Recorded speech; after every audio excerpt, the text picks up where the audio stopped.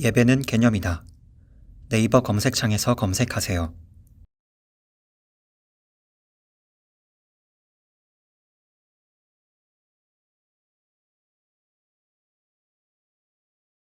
하나님 말씀 보시겠습니다. 하나님 말씀 마태복음 6장 7절부터 8절까지 말씀, 신약성경 7페이지입니다. 하나님 말씀은 마태복음 6장 7절부터 8절까지의 말씀입니다. 신약성경 7페이지 찾으셨으면 제가 봉독하겠습니다.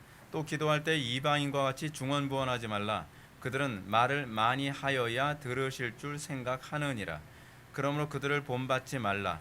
구하기 전에 너희에게 있어야 할 것을 하나님 너희 아버지께서 아시느니라. 아멘. 이 시간은 산상수훈 29번째 강의가 되겠습니다. 바른 기도의 원리 두 번째입니다. 이방인의 기도에 관해서 오늘 시간 살펴보도록 하겠습니다. 우리가 기도를 한다고 해서 우리의 기도가 다 하나님께서 받으시는 기도라고 생각하면 곤란합니다. 성경 틀림없이 우리에게 기도를 가르치고 있습니다. 그리고 우리가 기도했기 때문에 하나님께서 무조건 다 들으실 거라고 성경은 약속하지 않습니다. 우리는 자꾸 이런 생각을 합니다. 왜 기도를 했는데 왜 응답이 없죠? 그거는 기도가 잘못됐기 때문에 그럴 가능성이 아주 높습니다. 하나님이 문제가 아니라 내가 문제입니다. 어떤 문제가 생기면 문제를 하나님에게서 찾는 것이야말로 전형적인 불신의 현상입니다. 여러분, 하나님이 전능하십니까? 내가 전능합니까? 하나님이 전지하십니까? 내가 전지합니까? 하나님이 선하십니까? 내가 선합니까? 하나님이 의로우십니까? 내가 의롭습니까? 우리가 이 부분에 대해서 올바른 신앙 고백이 있다고 한다면, 내가 기도를 해도 응답이 되지 않는다고 한다면 나의 기도를 점검하고 나의 기도의 문제점을 찾아야 그것이 상식적인 행동이겠죠. 그렇죠? 근데 문제는 우리는 내 기도에 관해서 점검하려 하지도 않고 개혁하려고도 하지 않고 익숙한 대로 그냥 기도 생활을 하고 있다는 것이 문제입니다.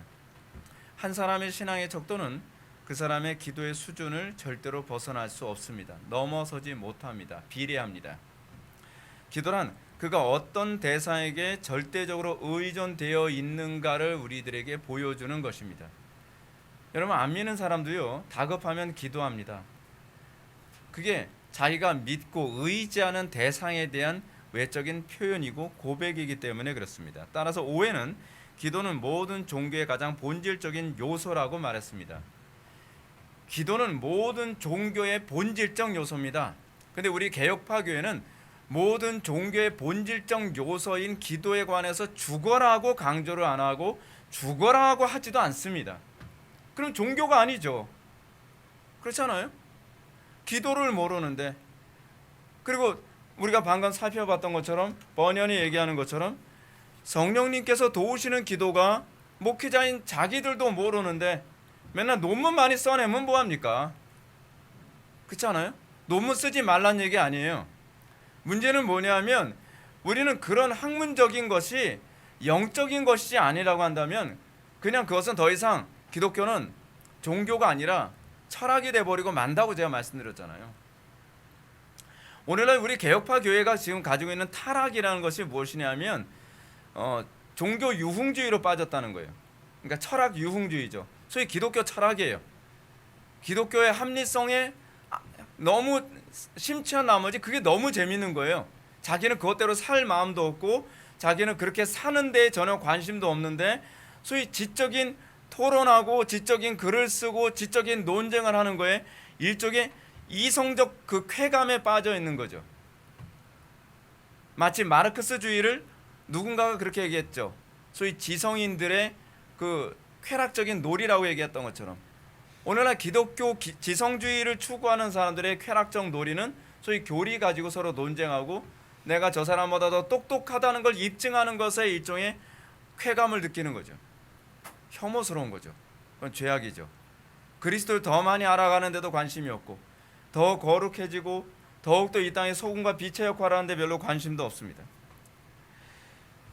때문에 존 오웬은 기도에 관해서 이렇게 얘기합니다. 이러한 행위가 없다면 우리는 멸망하는 짐승보다 낫지 못하며 헤어나올 수 없는 영원한 비참에 빠지게 된다라고 했습니다. 기도에 관해서 관심이 없다면, 그리고 기도에 대해서 정말 전심으로 매달리고 집중하지 않는다고 한다면 우리는 짐승보다 낫지 못합니다. 여러분, 기도는 어떤 형식을 취했기 때문에 아름답고 그렇기 때문에 응답받는 게 아닙니다. 여러분, 구약 성경이나 신약 성경에서 응답받는 기도의 특징이 무엇입니까? 애간장탁에 매달린 기도만이 응답이 됩니다. 삼손을 낳기 전에 마노아의 기도는 어땠을까요? 애간장이 탔죠. 한나가 소위 사무엘을 낳기 전에 한나의 기도가 어땠어요? 신사적이고 폼나게 여유롭게 그런 거 아닙니다. 이스라엘 백성들이 하나님의 응답을 받으려고 했을 때 출애굽 이전에 그들의 기도는 어땠습니까? 정말 하늘에 상달되도록 하기 위해서 가지내를 쓰며 탄식하는 기도였습니다. 이스라엘 백성들이 사사기 시대 때 가나안 땅에서 그들이 억압받고 고통당하고 짓밟히게 됐을 때 그들의 기도가 하늘에 상달될 정도가 됐을 때 그들의 기도는 정말 처참한 기도였습니다. 여러분, 기독교의 기도의 특징이 무엇이냐면 이방 종교의 기도하고 많이 다르다는 겁니다. 그냥 여러분들이 어떤 폼만 잡고 기도의 형식만 취했다고 해서 하나님께서 그런 기도 들어주신다고 착각하지 마십시오. 우리가 정말 전심으로 그리스도를 찾기 전에는 우리는 그리스도를 그렇게 쉽게 만날 수가 없습니다. 우리는 그리스도를 되게 쉽게 만날 수 있다고 생각을 합니다. 우리는 응답이 굉장히 쉬울 거라고 생각을 합니다. 그래서 뭐 기도 같지도 않게 기도하고 나서 하나님이 안 만나 주시던데요. 아니 뭐 만날 의지도 별로 없었던 것처럼 보이는데요. 야곱이 기도하는 모습에 반이라도 따라오지도 않으면서 하나님을 탓합니다. 여러분, 우리가 짐승과 구별되어지는 가장 중요한 시금석은요, 기도입니다. 왜죠? 하나님과 대화하기 때문에, 하나님과 교통하기 때문에. 따라서 오해는 우리는 우리는 기도하라고 명령할 필요나 강요할 필요가 없다고 합니다. 왜냐하면 신앙이 있다면 어느 누구도 기도를 거부할 수 없기 때문이라고 오해는 얘기합니다. 여러분들 신앙을 가지고 있다면 기도는 평생 할 수밖에 없는 것입니다. 기도를 하라 해야만 한다고 한다면 여러분들은 사실은 하나님께 의존되어 있지 않았을 가능성이 굉장히 높습니다. 기도는 사실은 의무조항이 아닙니다. 기도는 의무 때문이 아니라 본능 때문에 하는 것입니다. 여러분들 어떤가요? 여러분들은 기도할 수밖에 없는 본능이 생겼나요? 여러분들은 그리스도를 의지하지 않고선 견딜 수 없어서 날마다 기도하는 건가요? 제가 처음에 은혜 받고 나서 지금까지 30년 넘게 이렇게 기도 생활하는데 어떤 사람은 대단하시면 대단할 거 하나도 없어요. 그냥 본능이에요. 우리가 그리스도를 알고 나면 그 나의 무능과 타락에 관해서 머리가 아니라 전인격으로 인정하게 된다면 우리는 그리스도를 의지하며 살 수밖에 없어요. 기도를 안 하고선 살 수가 없어요. 숨 안 쉬고 살 수 없는데 여러분 그게 대단한 겁니까? 여러분 숨을 쉬는 게 대단한 겁니까? 숨을 안 쉬고 사는 게 대단한 겁니까? 안 쉬고 살 수는 사실 없지만 저는 개인적으로 기도 안 하고 사는 사람이 대단하게 보여요. 시체든지. 그렇잖아요. 우리가 정상적인 그리스도인이라고 한다면 숨을 쉬어야죠. 우리가 정상적인 그리스도인이라고 한다면 우리는 기도를 해야죠. 그게 정상이기 때문에, 그것은 본능이기 때문에 그런 거예요. 따라서 기도하지 않는다면 사실 신앙하지 않는 것이라고 보는 것이 정석입니다. 기도하지 않습니까? 신앙하지 않는 겁니다. 그러나 간혹 우리는 교회 안에서조차도 기도 행위가 쉽게 무시당합니다. 특히 요즘처럼 배부르고 등 따스하게 세련되게 신앙사라고 하는 이 시대에서는 기도하는 모습은 별로 이렇게 매력이 없어 보입니다. 우리는 어떤 걸 더 좋아합니까? 성경 공부 같은 거 더 좋아하죠. 세미나 같은 거 더 좋아하죠. 우리는 기도의 자리를 그런 거로 다 대치시켰습니다. 그것을 종교행위라고 생각을 합니다. 새로운 성경 공부 없나요? 새로운 세미나 없나요? 새로운 어떤 프로그램 없나요? 기도회를 합시다. 촌스럽게 무슨 기도회예요? 근데 사도들은 기도와 말씀에 전무했다고 얘기하죠. 근데 우리는 기도와 말씀에 전무하는 건 별로 싫어합니다. 기도회 하는 거 굉장히 그냥 거부감 느껴지는 거예요. 되게 피곤한 거예요. 우리는 그냥 어떤 점잖게 앉아서 지적으로 더 많은 지식을 공부하고 새로운 지식을 공부하고 그리고 토론하고 우리는 그런 것을 굉장히 세련된 종교 생활이라고 생각합니다. 근데 그게 썩은 거예요. 다른 게 썩은 게 아니라 그게 타락한 겁니다. 우리는 뭐가 타락이라고 생각합니까? 더 많은 교리를 공부하고 더 많은 지식을 쌓는 것이 그것을 성화라고 생각을 합니까? 그게 타락이거든요. 아는 대로 살지 않는 게 타락이에요, 여러분. 근데 아는 대로 살아가려면 기도하지 않고선 살 수가 없어요. 왜냐하면 우린 무능하거든요. 우리 그거 인정하기 때문에 우리 장로교인이잖아요. 우리는 전적 탄압과 전적 무능을 인정하기 때문에 우리는 장로교인이라고 얘기하잖아요. 특히 교회 안에서 남자들은 기도하는 걸 또 유난히 싫어하죠. 기도는 여자들이나 하는 거지. 기도는 약한 사람들이나 하는 거지. 아니요, 사실은 기도는 여자들이 하는 것도 아니고 약한 사람이 하는 것도 아니라 겸손한 사람이 하는 겁니다. 진짜 겸손한 사람만 기도하는 겁니다. 여자들 중에서 교만한 여자들은 기도 안 합니다. 겸손한 사람만 기도하는 겁니다. 이거는 남자냐 여자냐의 문제도 아닙니다. 우리는 진정으로 강한 사람은 기도하는 사람이라는 걸 알 수 있어야 됩니다. 여러분, 우리가 교회에서 안에서 봤을 때 또는 성경에서 봤을 때 어떤 사람이 강한 사람이었습니까? 기도하는 사람이 강한 사람이었습니다. 낙스가 얘기합니다. 기도하는 한 사람이 기도 없는 한 민족보다 강하다. 기도하는 사람이 강한 겁니다. 여러분들이 기도 안 하고 뭔가 큰일을 할 거라 생각합니까? 기도하면 훨씬 큰일을 할 수 있습니다. 근데 우리는 내 이성에 대한 마치 조지 소로스처럼 말이에요. 나는 내가 하나님이 아닌가 가끔가다 헷갈려 라고 생각하는 사람들이 요즘엔 너무 많죠. 내가 하나님이라고 생각을 하니까 어때요? 기도를 할 필요가 없죠. 하나님 좀 가만히 계세요. 제가 알아서 이 나라는 내가 다 평정합니다. 그렇잖아요. 우리는 어느 정도는 조지 소로스가 이해가 잘 되는 사람들 아닌가요? 사실은 우리는 사실은 조지 소로스가 이해가 안 돼야 돼요. 우리는 기도하는 한 사람이 기도 안 하는 한 민족보다 강하다라고 하는 낙스가 이해되어져야만 합니다. 낙스가 이렇게 기도하는 사람이었으니까 메리가 뭐라 하니까 나약하게 말이야. 낙스는 맨날 기도만 해. 그렇게 얘기하지 않아요. 오히려 낙스를 향해서 메리 여왕이 뭐라 얘기합니까? 나는 100만의 군사보다 낙스 한 사람의 기도가 더 무섭다. 기도하는 사람이 가장 무서운 사람입니다. 기도하는 사람이 역사를 움직이는 사람입니다. 우리는 간혹가다 이렇게 생각합니다. 어디에서 전쟁에서 이기고 새로운 판세가 바뀌고 어떤 법적인 문제가 뒤집혀지고 야, 역시 저 사람은 똑똑해, 저 사람은 대단해. 그렇지 않아요. 누군가 기도했기 때문입니다. 역사가 바뀐 것은요, 기도가 바꾼 것이지 그 사람이 바꾼 것이 아닙니다. 근데 우리는 자꾸 기도하지 않고 그런 역사를 일궈낼 수 있을 거라고 생각을 합니다. 그렇지 않아요. 그렇지 않아요. 이거는 정말 영적인 맹인들이 하는 소리입니다. 진적으로 영적으로 밝은 사람들은 한 나라의 복음화는 기도를 통해 누군가를 움직인 사건이라는 걸 알고 있습니다. 그래서 기도가 위대한 겁니다. 그래서 마귀는 기도를 죽어라고 하지 말라고 하는 겁니다. 왜냐하면 마귀가 봤을 때 여러분들 기도하는 자리에 들어서게 되면 그때서부터 마귀는 초긴장하기 시작을 합니다.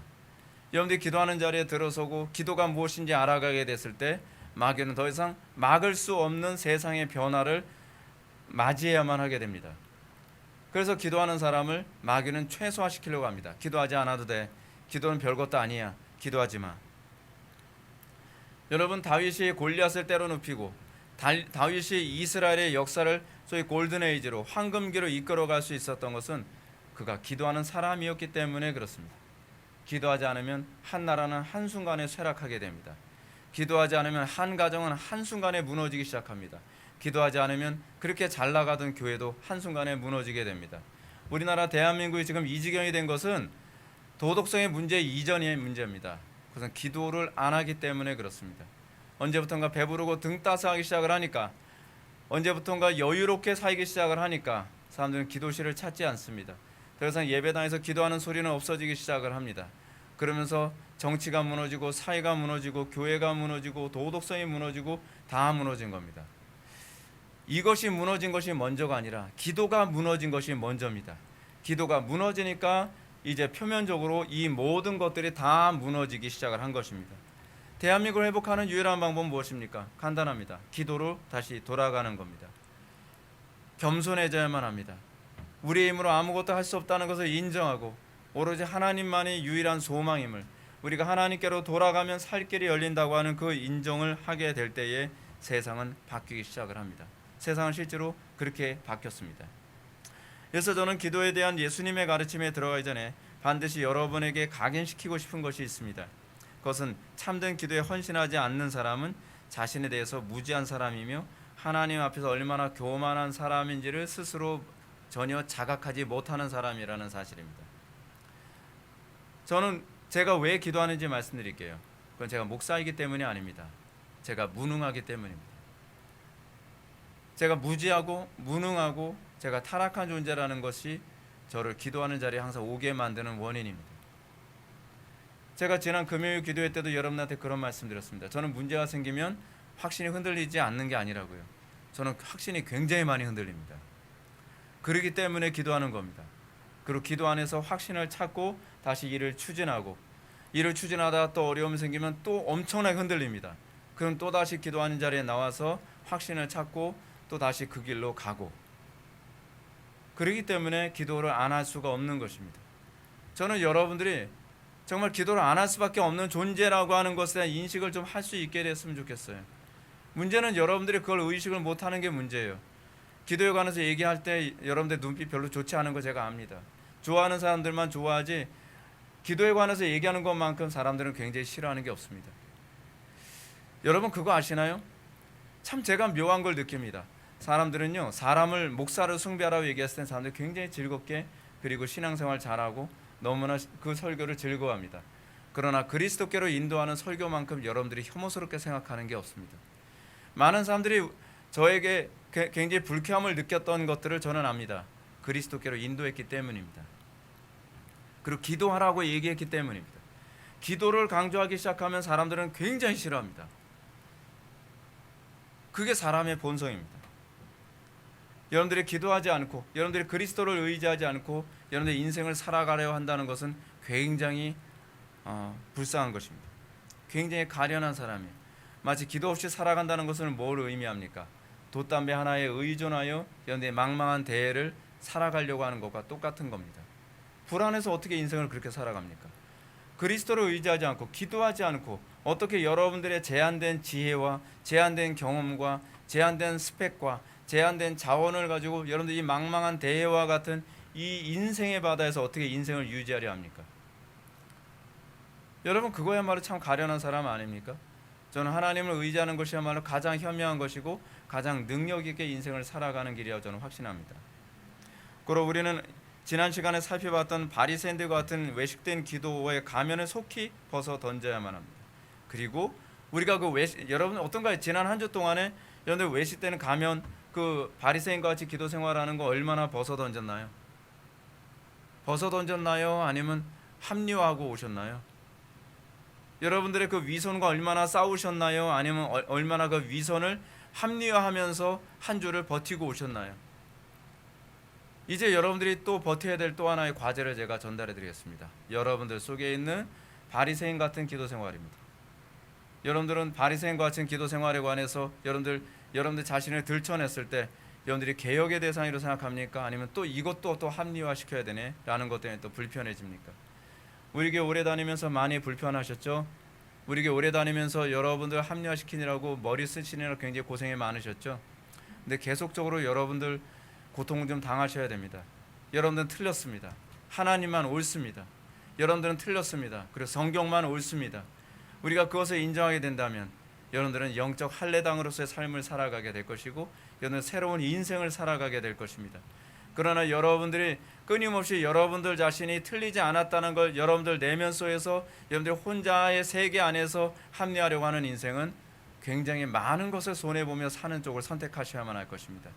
여러분들 인생은 여전히 개혁되지 않고 더 파괴될 것입니다. 그 여러분들의 주변에 아무에게도 복의 근원으로 살지 못하고 여러분들은 여러분들의 인생의 난제에 여전히 시달리며 그냥 인생을 계속 살아갈 수밖에 없을 것입니다. 저는 여러분들의 인생을 돕기 원합니다. 저는 여러분들의 인생에서 더 이상 그 난제에 빠져 고통받는 것을 저는 원치 않습니다. 성경만이 우리들에게 길을 제시합니다. 예수님께서 말씀하십니다. 나만이 유일하게 길이요 진리요 생명이라고요.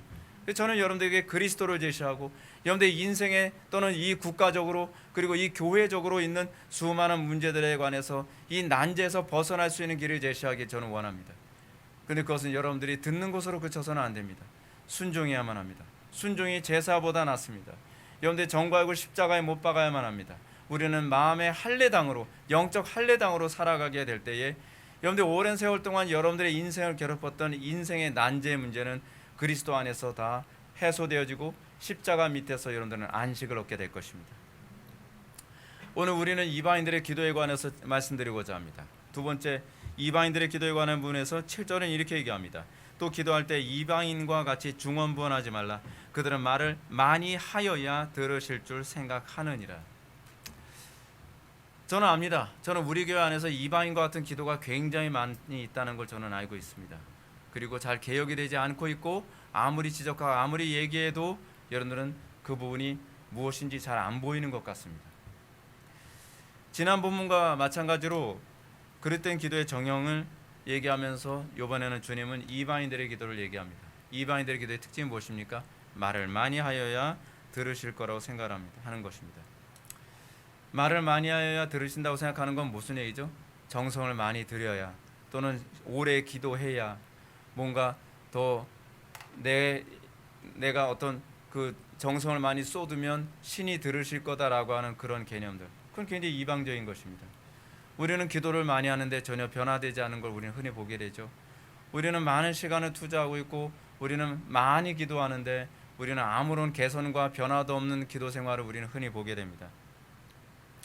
여러분들이 정상적으로 기도 생활을 하게 된다면 여러분들은 분별력이 강해지고, 정상적으로 여러분들이 기도하게 된다면 여러분들은 더욱더 겸손하게 되며, 여러분들이 정상적으로 기도한다면 여러분들은 그리스도를 더 사랑하게 되고 그리스도를 더 사모하게 될 것입니다.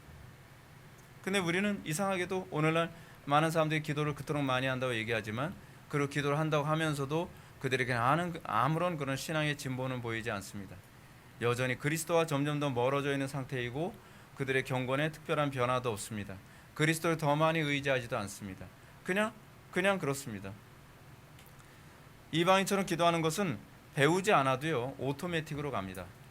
여러분, 우리는 타고난 게 자연인입니다. 그래서 우리는요 배우지 않아도 우리는 천주교인처럼 기도합니다. 우리는 배우지 않아도 우리는 마치 선앙당에다가 비나이다 하는 것처럼, 또는 정한수에 물 떠놓고 비나이다 하는 것처럼 우리는 그것이 굉장히 익숙합니다.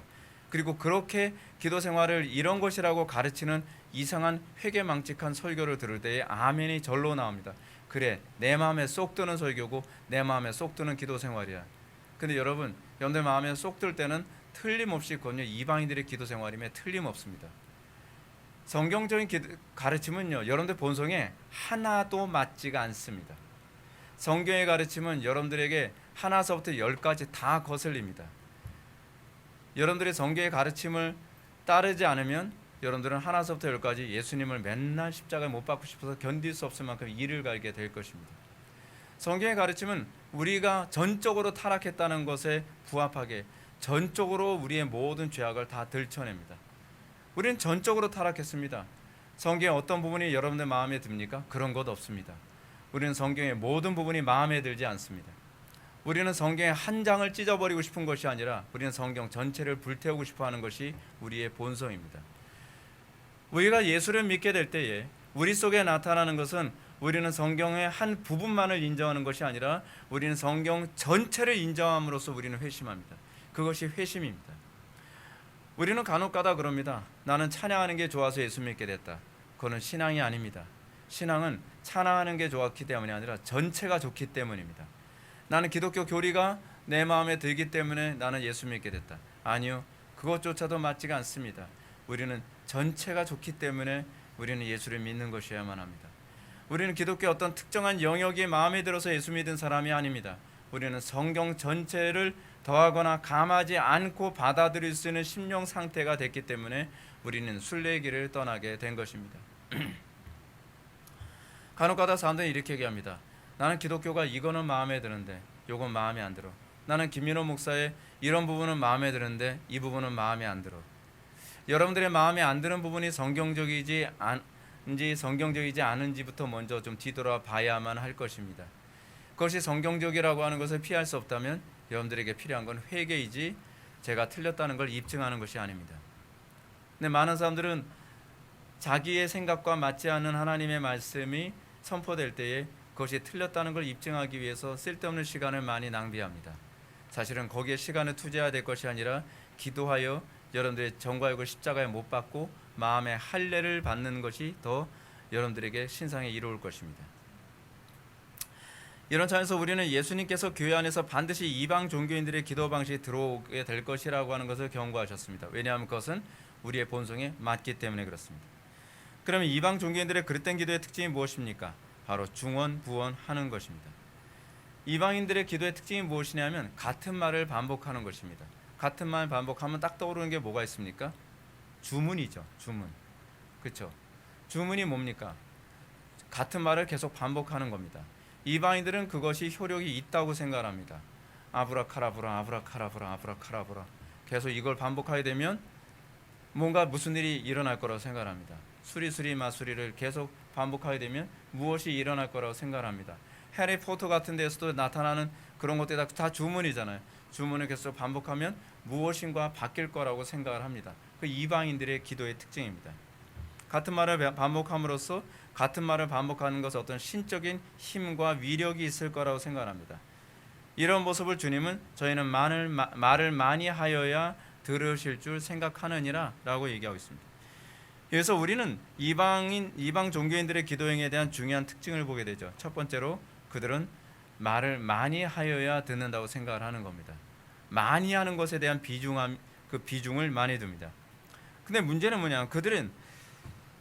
이들의 이런 생각은 계시에 근거하지 않는다는 것입니다. 근거가 없습니다. 그들이 이렇게 행동하는 것은 막연한 추측입니다. 이런 추측은 신을 사람처럼 생각하는 데 기인합니다. 그래, 내가 사람들에게 말을 많이 하면 저 사람 들어주잖아. 그래서 하나님이 신은 내가 말을 많이 하면 들어줄 거야 라고 하는, 항상 우리의 생각의 오류는 거기에 있습니다. 이런 차원에서 말을 많이 해야 또는 오래 해야 하나님께서 들어주실 거라고 생각을 하는 것들이 우리의 기도의 아주 잘못된 부분 가운데 하나입니다. 어떤 사람들은 기도를 하는데 몇 시간 기도했느냐가 아예 목표가 돼버리고 맙니다. 오래 기도하느냐가 나쁘다는 건 아닙니다. 그러나 여러분들은 오래 기도하게 됐느냐, 이것이 더 중요한 겁니다. 우리는 하나님과, 여러분 그렇잖아요. 저 사람하고 내가 말을 많이 하면 친해지나요? 아니죠. 친한 사람하고 말을 많이 하게 되는 거죠. 여러분, 심리학자들이 가정에 관해서 세미나를 하면서 항상 빠지는 오류가 뭔지 아십니까? 오늘날 남편과 아내의 관계가 왜 안 좋은지 아십니까? 대화가 부족하기 때문입니다. 저는 그 얘기 들으면 참 저 양반 저렇게 답답할까? 아니, 상식적으로 조금도 생각해 보진 않나? 대화를 많이 해서 오히려 이혼하게 되는 케이스가 더 많은 거 모르나? 대화를 하면 할수록 어때요? 틀렸다는 것만 점점 더 많이, 당신하고 나하고는 안 맞아 라고 하는 것만 더 많이 확인하게 되는 경우가 많거든요. 심리학자들 말대로 대화를 많이 했더니 더 많이 멀어져요. 그건요, 대화를 적게 했기 때문이 아니라 안 맞기 때문에 대화를 적게 한 겁니다. 아니, 왜 배웠다는 사람들이 그렇게 기본적인 상식적인 생각조차도 못하는지 모르겠어요. 근데 그 교회 안에서도 그렇게 가르쳐요. 가정 세미나 하는데 저 그런데 많이 따라다녀 봤거든요. 전도사 시절에. 가정 세미나 가야 되면 제가 가슴을 치거든요. 왜 저 정도밖에 생각을 못하지? 그러면서 뭐라 그래요? 뭐 건강한 가정 세미나 어쩌고 하면서 뭐 가정에 들어가면서 아내를 기쁘게 해주십시오. 근데 아내를 기쁘게 해주는 이런 문제들, 이 문제가 사실은 본질적인 문제가 아니거든요. 여러분, 다시 돌아와서 얘기합시다. 우리는 기도를 많이 하여 하나님께서 들으시는 겁니까? 아니면 하나님께서 들으시니까 우리가 기도를 많이 하게 되는 겁니까? 다른 얘기입니다. 이거는요. 근데 우리는 이걸 또 하나의 정형화시킵니다. 저 사람 기도를 많이 하니까 위험해. 성경은 기도 많이 하지 말라 그랬잖아. 그렇게 생각을 해요. 성경이 기도 많이 하지 말라고 얘기합니까? 예수님께서는 기도를 많이 하셨습니다. 어느 정도로요? 밤이 맞도록. 그러면 예수님의 강조점은 기도를 많이 하느냐 적게 하느냐에 있는 것이 아니라 뭐 때문에 기도를 많이 하고 적게 하느냐에 관한 문제점이라는 걸 알 수 있잖아요. 기도를 깊이 있게 하다 보면 기도를 많이 할 수 있죠. 어쩔 때는 기도를 깊이 있게 하다 보니까 2시간이 후딱 지나면 아이고, 성경 못 지켰네. 성경 기도를 많이 하면 안 된다고 했는데 하나님 죄송합니다. 기도 많이 해서요. 그렇게 해야 되나요? 아니죠. 지금 예수님께서는 기도를 많이 하는 것이 공로가 돼서는 안 된다는 겁니다. 우리는 이런 식으로 다른 사람이 기도를 정죄하는 경우도 많이 있죠. 기도 적게 했으니까 저 사람은 경건하지 못해. 아니에요. 그렇지 않아요. 우리는 기도를 많이 하게 되는 원인이 어디 있느냐, 또는 저 사람의 기도를 적게 하는 원인이 어디 있느냐에 관한 더 본질적인 부분에 관심을 가져야만 합니다. 기도를 많이 해야지 응답받을 것이다 라고 생각하는 것은 거기엔 보상 심리가 일종의 작용한 겁니다. 신은 우리가 많이 희생을 하면 많은 걸 줄 것이다 라고 생각하는 사고방식이 있습니다. 그래서 나중에 어디까지 갑니까? 이방중에서는요, 자식까지도 불에 집어던지잖아요. 왜냐하면 신은 더 많은 희생을, 더 좋은 걸 희생할수록 복을 준다고 생각하기 때문에 그렇습니다.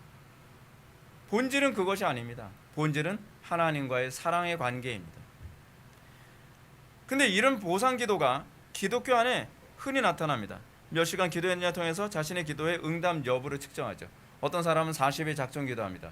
어떤 사람은 일주일 작정 기도합니다. 어떤 사람은 열흘 작정 기도를 합니다. 어떤 사람은 20일 작정 기도하죠. 여러분, 큰 응답 받으려면 어떻게 해야 될까요? 오래. 100일 작정 기도하면 훨씬 더 큰 응답을 받을 수 있겠죠. 100일 작정 기도하게 되면 더 효력이 좋지 않을까요? 그건 여러분들 생각이에요. 효력은 그거로 측정되는 게 아닙니다. 여러분, 엘리야가 하늘에서 비가 쏟아지게 하는데 40일 기도했습니까?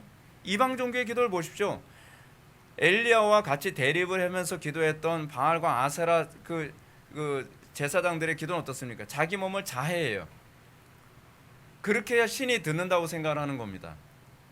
아니요, 우리 하나님은 그것이 아니에요. 우리의 마음을 하나님께 얼마나 온전히 올려드렸느냐에 있는 것입니다. 엘리야가 얼마나 오래 기도했느냐, 얼마나 많이 기도했느냐, 얼마나 목소리가 컸느냐가 그의 응답의 핵심에 있지 않습니다. 그는 진정으로 믿었습니다. 하늘에서 비가 쏟아질 거라고 믿었습니다. 하나님을 믿었습니다. 그리고 그는 하나님께 전적으로 의탁되었을 때에 하늘에서 비가 쏟아진 것입니다. 이것이 본질입니다. 우리의 기도의 본질은 믿음에 있어야만 합니다. 근데 문제는 우리는 믿지 않습니다. 우리는 다른 것에 믿음을 투자합니다. 뭐요? 내가 정성을 많이 쏟아야 하나님께서 들으실 거라는 것을 믿습니다. 그것은 하나님께 대한 믿음이 아닙니다. 그것은 자기 자신에 대한 믿음입니다. 보상 심리입니다. 이런 기도가 교회 안에 관상기도라는 방식으로 들어왔습니다. 관상기도는 천주교나 불교에서 하는 것이거든요. 근데 이런 관상기도가 교회 안에서 되게 쉽게 흡수되었죠. 관상기도는 미신기도입니다. 관상기도야말로 전형적인 기도를 많이 하여야 하나님께서 들으실 거라고 생각하는 것이죠. 주기도, 여러분 천주교에서는 그렇게 합니다. 마리아 기도, 또 무슨 기도 그런 게 기도문이 굉장히 많습니다. 그래서 천주교에서는 기도의 횟수를 세기 위해서 뭘 들죠? 묵주를 들죠. 그렇죠? 그리고 불교에서도 뭘 들죠? 묵주를 들고 기도하죠.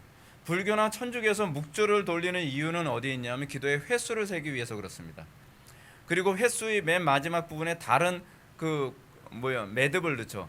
그래서 한 바퀴가 다 돌아가면 몇 회라고 하는 것이 횟수가 나오는 거죠. 우리 그럼 기독교는 뭐가 들어갈까요? 우리 기독교는 좀 촌스럽게도 촌스러운 건가? 좀 더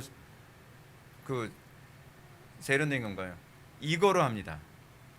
한 번 할 때마다 착각, 두 번 하다 착각. 이거 참 한심한 거죠. 한동안 이거 착각하면서 기도하는 사람들이 굉장히 많았어요. 근데 이들은 기도를 많이 하여야 하나님께서 들으실 거라고 생각하는 거예요. 천주교에서는 마리아 기도, 무슨 기도를 계속 중얼 외웁니다. 여러분 전철에서 묵주 기도하는 거 보셨죠? 천주교 신자들 앉으면 계속 묵주 돌립니다. 그 기도하고 있는 거예요. 횟수 세고 있는 겁니다. 왜요? 기도를 많이 해야 하나님께서 들으실 거라고 생각을 하니까. 근데 개신교 안에서는 마리아 기도를 안 하고 뭘 하죠? 주기도문을 하죠. 주기도문, 사도신경 그런 걸 하죠. 주기도문에서 사실은 이게 굉장히 위험한 기도입니다. 주기도문에서 주기도 딱 빼면 뭐가 주자와 기자만 사용하면 뭐가 되죠? 주문이 되는 거죠. 주문 한번. 저 언젠가 어느 교회에 가서 기도실에 들어가서 기도하는데 진짜 그 장면을 제가 직접 목도했어요. 기도실에 혼자서 딱 들어왔는데 무릎 꿇고 허리에 손을 얹고 시작합니다. 하늘에 계신 우리 아버지 이름으로 한 번, 하늘에 계신 우리 아버지 이름으로 두 번, 하늘에 계신 우리 아버지. 뭐 하는 짓이야 저게? 주기도문 그러라고 준 게 아니거든요. 주기도문은 굉장히 신학적인 기도입니다. 기도의 원리를 가르친 거지 그거 외우면 된다는 게 아니에요. 근데 여러분 제가 놀라운 말씀 하나 드릴게요. 어떤 사람이 주기도문 외웠더니 귀신이 물러갔대요. 봐라, 효력 있지 않냐? 어떤 사람이 주기도문 몇백 번 외웠더니 소원이 성취됐대요. 봐라. 그래서 뭐라 이게? 봐라, 주님께서 주신 기도문 아니냐? 여러분, 주님께서 뭐라고 말씀하셨대? 중원부원 같은 말 반복하지 말라고 말씀하셨죠? 그리고 나서 주신 게 주기도문이에요. 아니, 앞뒤 문맥을 보시란 말이에요. 그럼 주님께서 이 주기도문 반복하라고 주셨겠냔 말이에요. 주기도문을 반복해서 하게 되면 뭐예요? 그게 바로 주문이 되는 것이고, 그것이 이방인의 기도가 된다는 걸 이미 경고하시고 주기도문을 가르치셨거든요. 근데 야, 진짜 국어 공부부터 다시 시작해야 될 사람들이 얼마나 많은지 몰라요. 앞뒤 문맥을 보면 주기도문은 달달달 외워서 그걸 그렇게 활용하라고 주신 게 아니거든요. 가슴 칠누리시죠. 가슴 칠누리십니다. 그 게다가 또 이런 기도문이 교회 안에 또 1000번제로 또 나왔어요. 1000번제. 참 개발도 기가 막히게 잘하죠. 솔로몬이 1000번제 드렸잖아요. 우리도 1000번제 드린다. 그러니까 100일 기도도 대단한데 1000번제를 드려요. 1000번제. 제가 보기엔 1000번제 하면 기도하다가 주님 오실 것 같아요. 1000번제 여러분 기도하려면 몇 년 걸립니까? 365에 365에 365 하게 되면 한 3년 걸리잖아요. 그렇죠? 대략 3년 걸리는데 그 기간 동안 계속 여러분 1000번제 어떻게 하는지 아십니까? 1000번제면은 다 드려야 되잖아요. 근데 1000번제 하는데 어떤 분이 새벽기도 때마다 1000번제를, 왜냐면 매일 해야 되니까 매일 해야 되니까 새벽기도를 하는데 헌금 봉투에다 1000원짜리 하나씩 집어넣어요. 1000원짜리 1000번제라고. 왜냐면 10,000원짜리 두 개는 좀 부담스럽잖아요. 여러분 10,000원짜리 넣어서 여러분 1000번제 하면 1000만 원이 되거든요. 그러니까 액수를 따져보니까 너무 부담스러운 거거든요. 그러니까 1000원 이렇게 넣어서 1,000원만 해도 뭐 3만 원. 지금 장난합니까 진짜? 근데 사람들은 그렇게 하면 하나님께서 받으실 거라고 생각해요. 하나님께서 정성을 받으실 거라고 생각을 하는 거예요. 근데 여러분 이건 성경에 대한 오류에서 나온 거예요. 성경을 잘못 이해하고 있는 거거든요. 많은 사람들이 착각하는 것 중 하나 뭐냐면 솔로몬이 1000번제를 했을 때 1000일 동안 제사를 했다고 생각해요. 1000일 동안 한 거 아니에요. 대략 학자들은 일주일 정도라고 생각을 해요. 1000마리를 드린 거예요. 1000마리를 드렸는데 솔로몬이 1000번제를 드린 것도요, 소원을 성취하기 위해서가 아니라 하나님의 은혜에 대한 감사의 표현이었어요. 감사의 표현으로 드린 것이지 무슨 응답받고 무슨 소원 성취하기 위해서 1000번제사를 드린 게 아니란 말이에요. 그러니까 목사님들이 성경을 엉터리로 연구해가지고 교인들이 이상한 사람 만들고 있는 거예요. 근데 제가 말씀드렸죠, 이런 건 또 굉장히 빠른 속도로 확산돼요. 제가 사무엘서 3장에 설교하면서 제가 그런 말씀드렸잖아요. 사무엘 당시에는 사사기 시대 때는 어떻다고요? 하나님의 말씀이 이제 확산이 안 됐었다고요. 제대로 가르친 건 확산이 안 돼요. 1000번째 가르치면요, 한 1000일이면 다 확산돼요. 대한민국에. 그래서 우리 주님의 이방인처럼 기도하지 말라고 명령하신 것을 잘 생각해 봐야만 합니다. 그것은 우리의 기도가 반드시 이방인들의 기도와 구별되어야 한다는 겁니다. 형식적 구별이 아니라 사실은 원리적 구별입니다. 항상 성경이 우리들에게 가르치는 중요한 부분은 원리적 구별입니다. 특히 저는 여기서 천주교 관상기도에 대해서 좀 더 말씀드리고 싶어요. 첫 번째는 이렇습니다. 첫 번째로 잘 알려진 기도는요, 앞에서 온 것처럼 같은 말을 반복하는 겁니다. 천주교는 어떻게 기도하냐면 예수기도라는 게 있습니다. 뭐 관상기도가 종류가 여러 가지에서 다 말씀드릴 수는 없어요. 뭐 예수기도도 있고 뭐 무슨 기도도 있고 무슨, 제가 좀 이따 뭐 말씀드리게 될 텐데, 예수기도는 이겁니다. 숨을 내쉬면서 예수 그리스도시요 긍휼을 베푸소서, 이거를 계속 반복하는 거예요. 계속 들숨 날숨 기도라고 얘기합니다.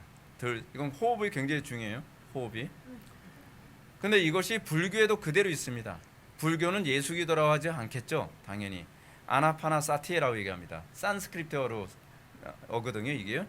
아나파나사티라고 하는데, 여기서 아파나라고 하는 말과 그래서 아나는 뭐냐면 들숨, 아파나라고 하는 것은 날숨입니다. 들숨 날숨 기도라고 얘기하는 거예요. 한국말로 하게 되면 아나파나사티를 천주교식으로 바꾼 것이 예수 기도입니다. 그래서 숨을 들숨 날숨을 사용하면서 예수 그리스도시요 긍휼을 베푸소서, 이걸 반복하게 되면 지나가면서 누워있는 노숙자가 예수님이 누워 계시는 것처럼 보인다는 거예요. 근데 그거는요 최면입니다. 최면에서 굉장히 중요한 건 호흡법이거든요. 근데 그것이 영성이라고 사람들이 자꾸 생각을 해서, 봐라 내가 이렇게 기도했더니 이렇게 사람이 경건해진다. 저 냄새나는 사람이 냄새가 안 느껴진다는 거, 그건 최면입니다. 저 더러운 부분이 더럽게 안 느껴진다는 거예요. 그거는 경건이 아니라 최면이에요. 실제로 관상기도의 대가로 알려진 천주교 토마스 머튼이라고 하는 사람들이 천주교의 관상기도, 자기네들의 관상기도 이렇게 얘기합니다. 선불교의 인식론과 놀라운 유사성이 있다. 인식을 왜곡시킨다는 얘기예요. 선불교식으로 인식을 왜곡시킨다는 겁니다. 그래서 그리스도교건, 천주교죠.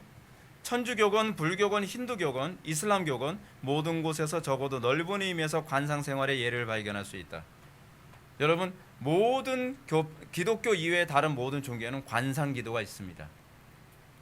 관상기도는 최면기도입니다. 쉽게 얘기해서요. 더 정확하게 얘기한다면 관상기도는 신내림기도입니다. 관상기도의 가장 궁극적 목적이 뭐냐면 신내림을 받는 것입니다. 그래서 관상기도를 하게 되면 어떤 현상이 나타나냐면요, 스피리추얼 가이드를 만나게 돼요. 스피리추얼 가이드가 모세일 수도 있고요, 스피리추얼 가이드가 바울일 수도 있고, 스피리추얼 가이드가 때로는 뭐 여러분의 마음에 드는 뭐 어떤 존재일 수도 있습니다. 그래서 그 사람들은 관상기도를 하면서 내가 깊이 관상기도라는 가운데 내가 모세를 만났다, 나 깊이 기도하는 건 내가 엘리야를 만났다, 내가 깊이 기도하는 가운데 바울을 만났다, 그를 통해서 내가 엄청난 진리와 엄청난 교훈을 듣게 됐다 하면 사람들이 자기의 경건을 굉장히 많이 과시합니다. 근데 그건요, 마치 동자 귀신 뭐 그런 거 있잖아요. 그런 게 이렇게 신내림하는 거하고 동일한 원리예요. 그것을 탈바꿈을 해서 성경의 인물로 나타나는 것뿐입니다. 관상기도의 대가 중에 불교 신자 가운데 관상기도의 대가가 누구냐면 성철 스님이에요. 근데 성철 스님은요, 성철 스님이나 청담 스님 같은 경우는 관상기도의 대가인데 이 사람들이 관상기도를 통해서 뭐까지 받는지 아세요? 실제로 천국이 있다는 걸 발견했어요. 봤어요. 근데 성철 스님이 어떤 현상이 나타나냐면 불교에서는 들어갈 길이 없다는 걸 알았다는 거예요. 그래서 성철 스님이 깊이 관상기도를 하고, 그래서 그것을 알고 나서 큰 스님한테 찾아갔다는 거예요. 근데 큰 스님한테 들어갔는데 무슨 뭐 발이 한 6개가인가 몇 개가 있다는데 거기다 절을 하고 발 하나 올리고 절하고 하는, 자기가 열받으니까 그냥 발을 막 치고서 들어갔다는 거예요. 그래서 스님 이게 뭡니까? 그랬더니 그 큰 스님이 그래, 자네도 맞나? 그래요. 문제는 뭐냐면 관상기도 같은 것에서 자기 영이 완전히 사로잡히니까 기독교밖에는 구원이 없다는 것을 알아도 마음이 안 움직이더라는 거예요. 청담 스님도 그걸 알았어요. 청담 스님이 예수 믿어야만 구원이 있다는 것을 그 유언으로 얘기하고 자기 가족들한테 그거 유언하고 죽었거든요. 거기 간호사가 기독교인이기 때문에 그게 많은 사람들한테 알려졌는데, 근데 마음이 움직이지 않는다는 거예요. 근데 그런 관상기도를 기독교의 안에 집어넣어서 사람들을 다 사로잡게 만드는 거예요. 악한 영에. 여러분, 그 관상기도 때문에 사로잡힌 사람들은요, 잘 안 바뀝니다. 굉장히 안 바뀝니다. 마음이 굳어져 가지고, 왜냐하면 악한 영에 사로잡힌 상태이기 때문에 잘 안 바뀌어요. 그렇지 않아도 강팍한데 말이에요. 근데 그런 게 아예 누룩처럼 번져 있는 거예요, 한국 교회 안에. 여러분, 관상기도가 지극히 이방인의 기도를 따르고 있음을 쉽게 알 수 있죠. 놀라운 사실은 관상기도가 결코 종교적이보다는 심리적이라는 사실입니다. 툴크 돈투브이라고 하는 사람이 있습니다. 툴크 돈투브이라고 하는 사람이 마음의 치유 능력이라는 책에서 관상은 뛰어난 하나의 치료 도구다라고 말합니다. 그래서 이 관상으로 하여금 사람들의 마음을 사로잡고 사람들을 움직이기 위한 어떤 심리적 요법으로 사용하는 거예요. 사실요. 심리학자들은 그렇게 사용을 해요. 관상기도는 사실 예수기도 이외에도요, 화살기도라는 것도 있고요, 향심기도라는 것도 있고 반추기도라는 것도 있습니다. 근데 이것이 다 관상기도의 일종이에요. 근데 교회 안에서 큰 교회를 중심으로 이런 걸 얼마나 많이 가르치는지 몰라요. 근데 문제가 뭐냐면 묵상기도입니다. 묵상기도. 진짜 심각한 게 묵상기도예요. 묵상기도가 관상기도의 또 하나의 일종인데, 묵상기도가 교회 안에 뭐로 들어왔냐면 큐티로 들어왔어요. 근데 큐티를 묵상기도로 다이렉트로 가져오게 되면 교회에서 거부감이 심하니까 이 교활한 목회자들이 묵상기도가 4개의 단계가 있는데 그 3개의 단계만을 수입을 했어요, 기독교 안에. 그렇게 해서 묵상기도의 3단계까지를 큐티라고 가르쳤어요. 그 큐티라고 가르치고 큐티의 사실 네 번째 단계, 마지막 단계가 뭐냐면 관상이거든요. 관상. 근데 이 세 가지 단계를 기독교에 이식을 시켜놓고 나면 그 다음에 관상을 받아들이게 만드는 것은 자연스럽게 들어오겠죠. 그때까지 이것이 관상기도라는 것을 알리질 않았어요. 그래서 한국교회 안에 상당수 사람들이 큐티에 굉장히 심취해 있죠. 그리고 이것이 성경적일 거라고 생각을 하는 거예요. 자, 관상기도 이 네 단계, 이 묵상기도 네 단계에 관해서 말씀드릴게요. 첫 번째는 뭐냐면 여러분들이 더 신뢰감 있게 라틴어로 얘기했죠. 이게 천주교에서는 라틴어로 얘기해요. 렉티오라고 얘기합니다. 렉티오 디비나. 디비나라고 되면 라틴어에서 디비나는 디바인의 그 라틴어식 의미예요. 거의 발음이 거의 비슷하죠. 디바인, 디비나. 렉티오 디비나는 뭐냐면 성경 읽기예요. 성경 읽기. 그 두 번째 뭐냐면 메디타티오라고 얘기합니다. 메디타티오는 묵상이라는 겁니다. 그러니까 여러분 어때요? 우리는 그 큐티 할 때 그렇게 하잖아요. 성경을 읽어요. 성경을. 근데 성경은 앞뒤 문맥 가리지 않고 자기 마음에 내키는 대로 읽죠. 저는 실존주의 방식으로. 그리고 나서 그것을 자기 마음에 집힐 때까지 읽다가 집히는 부분이 나오면 그 다음에 어떻게 하죠? 렉티오 디비나 다음에 그 다음에 이 메디타티오로 들어가는 겁니다. 성경을 묵상을 하는 거예요. 자기 방식대로 주관적으로. 그래서 여기에서 주로 필요한 것은 직관입니다. 내 마음에 드는 그 자기 마음에 집히는 구조를 찾는 거죠. 그리고 난 다음에는 기도에 돌입합니다. 여러분 큐티하는 사람들 꼭 그렇게 하잖아요. 성경 읽고 마음에 감동이 오면 묵상을 하고 그 다음에 기도하라 그러잖아요. 이거를 뭐라고 얘기하면 오라티오라고 얘기합니다. 천주교에서 이걸 오라티오라고 얘기하고 있어요. 그리고 마지막 단계는 콘템플라티오. 콘템플라티오라고 하는 것은 이게 관상이라는 겁니다. 근데 관상이라는 말이 어떤 의미를 가지고 있냐면 이 콘템플라티오라고 하는 말은요, 거하기라고 하는 거예요. 그렇게 해서 합의를 추구하는 거예요. 합의를. 궁극적인 목적은 합의이에요. 그래서 누구하고 합의를 해요? 내가 가상으로 모세는 이런 분이야, 예수님은 이런 분이야, 바울은 이런 분이야 라고 내가 주관적으로 가상화시킨 다른 예수, 다른 영과 합의를 하기 위해 콘템플라티오로 들어가는 거예요. 이게 관상입니다. 이렇게 하면서 여러분 귀신의 영에 사로잡히는 거예요. 근데 교회 안에 이렇게 가르쳤어요. 교회 안에 얼마나 많은 사람들이 선교단체에서 다 이런 식으로 큐티를 하면서, 그래서 이렇게 큐티한 사람들은요, 말씀이 잘 들어가지 않아요. 굉장히 강팍합니다. 자기 혼자 신앙이 좋아요. 회개를 안 해요. 회개를요. 이제 우리는 주님께서 경고하신 것들 가운데 이방 종교 행위에 대한 두 번째 특징을 보였습니다. 그들은 뭐예요? 생각하느니라 라고 하는 것입니다. 이방 종교의 기도의 가장 심각한 문제는 생각하느니라. 그것은 그들의 기도가 근거가 없다는 얘기입니다. 그렇게 하는 것은 하나님께서 기뻐하실 것이다 라고 생각하는 거죠. 그냥 단지 자기의 추측입니다. 자기의 경험입니다. 이렇게 하니까 되던데? 새벽 2시가 가장 귀신이 많이 활동하는 때라면서요. 그때 기도하게 되면 능력 받는다면서요. 그리고 그 삼각산 능력봉에 가서 기도하면 능력 받는다면서요. 그렇게 생각하는 거죠. 성경은 그렇게 얘기한 적이 없죠. 성경은 그 시간대에 또는 그 장소에서 기도해야 능력을 받는다거나 그렇게 해야 더 신령해진다라고 절대로 가르치지 않죠. 근데 누가 가르쳤죠? 교회의 권사님이. 신령한 권사님들이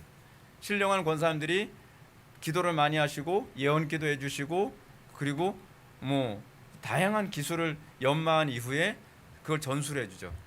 그래서 능력 받고 싶어? 능력본 가서 능력 받은 사람 한둘이 아니야. 그리고 응답 받고 싶어? 금식해. 그 성경에 없는 내용 가지고서 그렇게 생각을 하죠. 그래서 여러분 교회의 기도의 방향을 이제까지 누가 가르치셨어요? 권사님들이. 경험 많은 권사님들, 방언 많이 하시는 권사님들, 예언 기도하시는 권사님들, 환상 보시는 권사님들. 어느 날 권사님이 신방을 가죠. 내가 기도해봤는데 이 가정에 악한 영이 확 덮는 걸 내가 봤어. 그래서 내가 왔어. 그래서 막 악한 영 후닥거리 해주겠다 또 신방을 해주세요. 근데 그분들은 그렇게 생각을 하는 거예요. 성경 가지고 아무리 뒤밀고 얘기해도 그분들은 소용이 없어요. 뭐라 그러죠? 저 목사님 신령하지 않아서 뭘 몰라.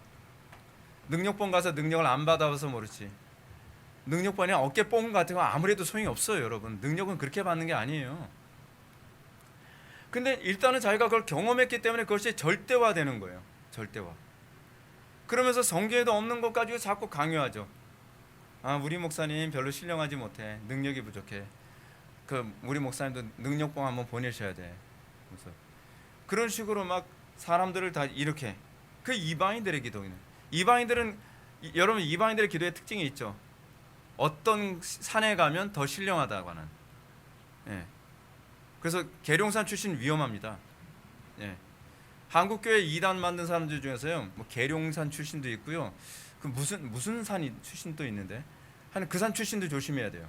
예. 거기서 뭐 뭘 받았대요. 근데 그걸 뭘 받았는지 모르겠어요. 위험한 거 받아가지고. 근데 이게 전형적인 토속 신앙이거든요. 이방 종교의 신앙인 거예요. 과거에 우리나라는 그런 게 굉장히 강했어요. 그래서 예를 들어서 뭐 자식을 못 낳으면 뭐 어느 산에 가서 기도해라. 그래서 그 산이 좀 약간 야릇꾸리하게 생긴 그런 바위가 있는데 거기서 기도하면 뭐 자식 잘 낳는다고. 비나이다.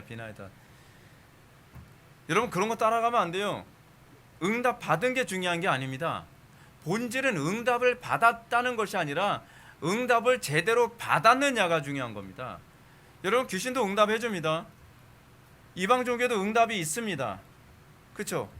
여러분 점치러 가는 사람들 얘기 들어보면요, 점이 잘 맞던데요, 그래요. 맞기도 해요. 왜냐하면 미혹하기 위해서. 그게 미혹의 영입니다. 근데 특징이 뭐냐면 하나님의 말씀에서 떠나게 만드는 거죠. 관상기도 통해서도 여러분 응답 잘 와요. 관상기도 했더니 제가 운전하고서 제가 이제 기독교 방송인지 뭐 CTS인지 뭔지 제가 이제 운전하다 이제 듣는데 그러더라고요. 오늘의 상담 해가지고서 이제 어떤 분이 목사님 저는 이렇게 문제가 많은데 어떻게 하면 좋을까요? 그러니까 그 목사님이 상담을 해주십니다. 자매님, 굉장히 저보다 목소리도 점잖아요. 전 별로 안 점잖잖아요. 자매님, 우리 교회 어떤 성도님이 있었습니다. 그 성도님이 주기도문을 300번을 외웠더니 문제가 해결됐습니다. 자매님도 한 300번 해보십시오. 300번 안 되면 500번 하시면 더 좋습니다. 아멘, 할렐루야 그러면서 이게 끝나는 거예요. 꺼버렸어요. 아니 그런 말도 안 되는, 성경에 근거가 없는데 경험, 체험만을 절대시해가지고 얘기를 하는 거예요. 와, 여러분 우리가 기도 생활에 정말 점검을 많이 해야 되는 게 뭐냐면 성경 말씀이 그러죠. 너희들이 구하여도 받지 못하면 정욕대로 쓰려고 잘못 구함이라. 구하였는데 받지 못하면 점검해야 돼요. 여러분들이 기도를 했는데 응답이 없다면 내 기도가 이방인처럼 기도하는지, 내가 바리새인처럼 기도하고 있는지, 그렇지 않으면 내가 잘못 구하는 것인지, 성경은 우리들의 기도를 점검할 수 있는 시금석에 관해서 다양하게 가르치고 계시거든요. 근데 문제는 뭐냐면 우리는 기도 생활을 오래 했다고 하는데 우리는 내 기도에 응답이 없는 것에 관해서 전혀 점검을 하지 않아요. 그냥 우직하게 계속 하는 거죠. 그거 하나님께서 기뻐하시는 것 아닙니다. 하나님께서 기뻐하시는 게 아니에요. 우리가 중요한 것은 어떻게 하든지 응답만 받으면 그만이다 나와야 되면 관상기도고 무슨 기도고 이방인의 기도고 다 받아들이는 거예요. 중요한 건 응답이 아니라 어떻게 응답받느냐가 중요한 거거든요. 마법사 시몬, 사도행전 8장에 나오는 마법사 시몬도요, 기사와 이적이 많이 나타났어요. 응답이 많이 나타났단 말이에요. 그래서 많은 사람들이 그를 따라다녔죠. 근데 그 사람의 문제가 뭡니까? 성경적이지 않다는 게 문제죠. 여러분 욥기 35장 13절 말씀처럼 헛된 부르짖음은 하나님이 결코 듣지 아니하시며 전능자가 돌아보지 아니하심이라 라고 가르치고 있습니다. 헛된 부르짖음인데 응답이 왔다 하게 되면 그거는 하나님으로부터 온 것이 아닐 가능성이 많아요. 응답이 중요한 것이 아니라 그 응답의 출처가 더 중요한 겁니다. 응답이 없는 것도 문제지만 응답의 출처에 대해서 관심 없는 것도 문제입니다. 응답이 없으면 왜 없는지, 그리고 내가 응답이 있다고 하더라도 그 응답의 출처와 그 과정이 성경적인지를 항상 우리는 돌아볼 수 있어야만 합니다. 그리고 우리 주님은 8절의 말씀을 통해서 단호에게 다음같이 경고하십니다. 그러므로 그들을 본받지 말라. 구하기 전에 너희에게 있어야 할 것을 하나님 너희 아버지께서 아시느니라. 주님은 여기서 첫 번째로 뭐라고 말씀하십니까? 저희를 제발 좀 본받지 말라라고 경고하고 계십니다. 그럼 왜 본받지 말라는 건가? 뭘 본받지 말라는 것인가? 이방인들하고 우리하고 어떤 차이가 있는가? 우리 주님은요, 구하기 전에 너희에게 있어야 할 것을 하나님 너희 아버지께서 아시느니라라고 가르치고 계신다는 사실입니다. 핵심 문장이 뭐죠? 너희 하나님 아버지께서 아신다는 겁니다. 이방 종교의 특징이 뭐죠? 신이 잘 몰라요. 우리의 사정을 잘 모른다고 생각을 하는 거예요. 그래서 신은 어떻게 흔들어 깨워야 돼요. 그리고 내가 뭐 필요한지 가르쳐줘야 된다고 생각을 하는 거예요. 근데 우리가 믿는 하나님은 뭐냐면 하나님께서 우리에게 뭐가 필요한지 먼저 아시는 분이에요. 그러면 여러분, 근데 문제는 뭐예요? 우리가 뭘 필요한지 우리가 모른다는 거예요. 오히려 정반대예요. 신이 모르는 것이 아니라 내가 모르는 거예요. 그래서 우리는 정작 구해야 될 걸 구하지 않죠. 예를 들어서 여러분 자녀들이 지금 뭐 대학 입시가 코앞이고 또는 시험이 코앞인데 요번에 뭐 블랙 위도우 영화 상映해야 되는데 영화 보여주세요 막 이제 때를 쓴단 말이에요. 너에게 정작 필요한 게 뭔지 모르는구나. 넌 구하기 전에 난 네가 뭘 필요한지 난 먼저 알고 있어. 넌 지금 공부할 때야. 내일이 시험이거든. 블랙 위도우가 중요한 게 아니야. 이게 우리예요. 이게 우리. 그렇잖아요. 여러분, 우리는 무엇을 먹어야지 건강한지 우리는 우리 잘 모르거든요. 하나님이 더 잘 아신단 말이에요. 그러면 우리는 뭘 구해야 되죠? 성령 안에서 우리는 구할 바를 알지 못한다는 걸 인정해야 돼요. 우리는 여기서부터 출발해야 돼요. 그리고 우리는 구할 바를 알게 해달라고 해야 되고, 그리고 우리는 그 주님의 뜻 안에서 구했을 때에 구하기 전에 너에게 있어야 할 것을 먼저 아시는 하나님께서 우리에게 주시겠죠. 이게 이방 종교와 기독교의 차이입니다. 근데 그분이 우리의 아버지라는 것을 알아야 돼요. 그분은 우리에게 필요한 것을 주시기 원하시는 것이지 우리의 욕심을 채워주시기 원하시는 것이 아닙니다. 여기서 우리의 기도와 이방인의 기도의 차이가 있죠. 이방인들은 욕심을 채우기 위해서 저희들이 구하여도 얻지 못하면 정력대로 쓰려고 잘못 구함인데, 우리는 정력대로 구하는 것이 아니라 아버지의 뜻대로 구함으로써 우리의 기도는 응답이 안 될 수가 없는 거예요. 우리 주님은 여기서 우리가 기도하는 대상이 자유롭고 인격적인 아버지시라는 점을 상기시키고 있습니다. 이 부분이 중요합니다. 그 첫째 이유는 우리의 기도의 응답의 근거는 우리 정성에 근거하지 않고 아버지의 자비에 근거한다는 것입니다. 그래서 우리의 기도는 항상 어디에 초점을 맞춰야만 합니까? 오직 믿음에 초점을 맞춰야만 합니다. 아버지가 우리의 기도에 응답해 주시고 우리에게 주길 원하시는 분이시라는 그 믿음. 여러분, 10대 동안 혈루병을 앓았던 여인이 예수님을 붙잡고, 또는 그 가나안 여인이 예수님께 다윗의 자손 예수의 나를 불쌍히 여기소서라고 구할 수 있었던 이유는 어디 있죠? 저분은 자비가 많으셔서 내 기도를 들으실 거라는 확신 때문이죠. 우리의 기도가 곧바로 상달되지 않는 것 같고 우리의 기도가 곧바로 응답되지 않는 것 같아도 우리는 그 믿음으로 기도해야만 합니다. 두 번째로, 우리 주님께서 우리가 기도하는 대상이 아버지라는 것을 상기시키는 이유는 하나님 우리가 아는 아버지시라는 사실입니다. 이 말은 아버지를 알지 못하는 사람은 자동적으로 이방인들처럼 우상에게 기도하듯 기도한다는 겁니다. 우리는 하나님을 압니다. 그래서 하나님이 뭘 원하시는지 뭘 기뻐하시는지 압니다.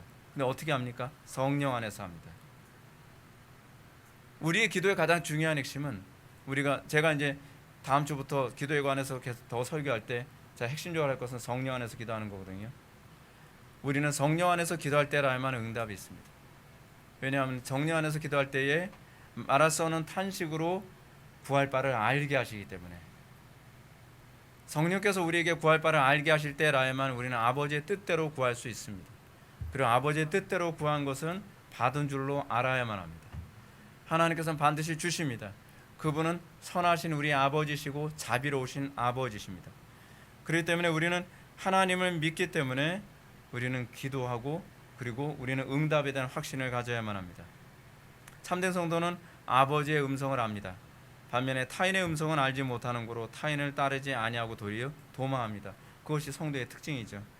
그리고 하나님을 아버지로 믿노라 하면서도 여전히 성경에서 가르치지 않는 이상한 기도 방법에 현혹되며 그 가르침을 계속적으로 따른다면 그는 과연 하나님을 아버지로 섬기는가부터 우리는 고민해야 봐야만 합니다. 기도는 여기서부터 시작돼요. 기도는 정말 가장 신학적인 것이 기도예요. 주기도문은요, 모든 신학의 총합이에요. 주기도문을 연구해 보면 신학에 아주 기가 막히게 집결되어 있고 요약되어 있어요. 기도를 바르게 하면요, 우리의 신앙적 수준이 높아지지 않을 수가 없어요. 우리 신앙적 수준이 높아질 수밖에 없어요. 제가 이제 주기도문에 대해서 이제 강의를 하겠지만, 주기도문은 이런 모든 신학적 내용을 다 집약을 해놨기 때문에 굉장히 깊습니다. 그래서 우리는 기도를 통해 자기 자신의 신앙을 점검해야만 합니다. 기도를 많이 하는데 내 신앙이 안 좋다, 그거는 있을 수가 없어요. 우리가 주님께서 가르쳐 주신 주기도문의 원리에 충실하다면 우리는 굉장히 신학적일 수밖에 없고, 우리는 굉장히 하나님과 깊은 교제권 안에 있을 수밖에 없습니다. 마지막으로 저는 로이 존스 목사님이 지적하는 참된 기도에 대한 가르침을 인용하고 설교를 마치겠습니다. 바른 기도의 시작은 하나님이 어떤 분이시며 누구시며 하나님에 대한 우리의 관계가 어떤 것인지 인식하는 데서 출발된다. 기도하시겠습니다. 사랑이 많으신 하나님, 우리의 기도가 이방인의 기도 또 바리새인의 기도와 같지 않게 하여 주시고, 우리가 성령 안에서 아버지를 바르게 인식하고 아버지의 뜻대로 구하며 또한 그 안에서 더욱더 성장하고 성숙하는 그런 그리스도인들 되기를 원합니다. 우리가 이번 이 강해를 통해서 우리의 기도가 철저히 개혁되어지게 하여 주시고, 능력 있는 그리스도인, 경건한 그리스도인으로 세워지는 귀한 기간 되게 하여 주옵소서. 예수님의 거룩하신 이름으로 기도 올렵나이다. 아멘.